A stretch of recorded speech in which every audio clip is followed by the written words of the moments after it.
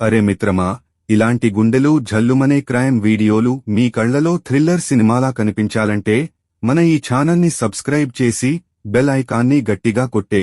వికారాబాద్ జిల్లా తాండూర్ మండలం మల్కాపూర్లో జరిగిన దారుణ ఘటన స్థానికంగా భయాందోళన రేపింది. పరాయివాళ్లతో మాట్లాడుతున్నావని తిట్టి వేధించడంతో విసుగు చెందిన భార్య జయశ్రీ 27, తండ్రి గొండె రామయ్య 55 తో కలిసి భర్త వెంకటేష్ 33 ను గొంతు నులిమి చంపింది. జూలై 20, 2025 ఆదివారం రాత్రి ఈ ఘటన జరిగింది.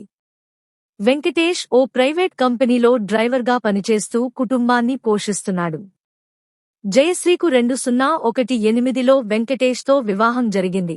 వీరికి 2 కుమారులు, 5, 3 సంవత్సరాలు ఉన్నారు. వివాహం తర్వాత మొదటి 2 నుంచి 3 సంవత్సరాలు సామరస్యంగా జీవించిన వెంకటేష్ మద్యపాన బానిసత్వం, జయశ్రీపై అనుమానాలు మొదలైంది. పరాయివాళ్లతో మాట్లాడుతున్నావు అని తిట్టి రోజూ వేధించేవాడు. దీంతో జయశ్రీ 3 ఏళ్ల క్రితం తండ్రి ఇంటికి వెళ్లిపోయింది. 2 నెలల క్రితం కుమారులతో కలిసి మళ్లీ ఇంటికి వచ్చింది. కానీ వేధింపులు మొదలైంది. గత కొన్ని రోజులుగా వెంకటేష్ ఆమెపై తీవ్రంగా వేధించడంతో జయశ్రీ తండ్రి రామయ్యతో కలిసి భర్తను చంపాలని ప్లాన్ వేసింది. హత్య వివరాలు: ఆదివారం రాత్రి వెంకటేష్ మద్యం తాగి ఇంట్లో పడుకున్న సమయంలో జయశ్రీ తండ్రి రామయ్యను పిలిచి ఇద్దరూ కలిసి వెంకటేష్ను గొంతు నులిమి చంపారు. రామయ్య ఇంట్లోనే తాండూర్లో ఉంటున్నాడు. ఆ రోజు జయశ్రీ సహాయం కోరడంతో వచ్చాడు. హత్య తర్వాత ఇద్దరూ రామయ్య ఇంటికి తిరిగి వెళ్లారు. సోమవారం ఉదయం వెంకటేష్ మృతి తెలిసిన తల్లి అంజమ్మ 55 ఫిర్యాదు చేసింది. తాండూర్ పోలీసులు కేసు నమోదు చేసి జయశ్రీ, రామయ్యను అరెస్టు చేశారు. సిఐ నాగేష్ విచారణలో ఇద్దరూ హత్యను అంగీకరించారు. మృతదేహాన్ని పోస్ట్మార్టం కోసం వికారాబాద్ ప్రభుత్వ ఆస్పత్రికి తరలించారు. ఫోరెన్సిక్ బృందం ఘటనాస్థలంలో సాక్ష్యాలు సేకరించింది.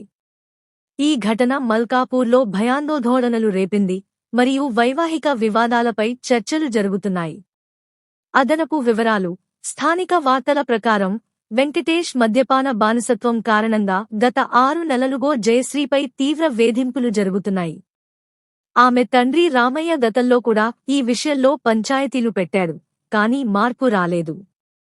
జయశ్రీ కుమారులను తండ్రి ఇంటికి పంపి అయితే భర్తను చంపాలి అని నిర్ణయం తీసుకుంది. పోలీసులు రామయ్యను అంతకుముంతాన హత్యలో పాల్గొన్నాడని ధృవీకరించారు. ఈ ఘటన తాండూర్ మండలంలో భయాందోళనలు రేపింది. జాగ్రత్తలు, సలహాలు: వైవాహిక వివాదాలు, వేధింపులు తలెత్తినప్పుడు కౌన్సెలింగ్ సెంటర్లను సంప్రదించండి. హింసాత్మక చర్యలు మానుకోండి.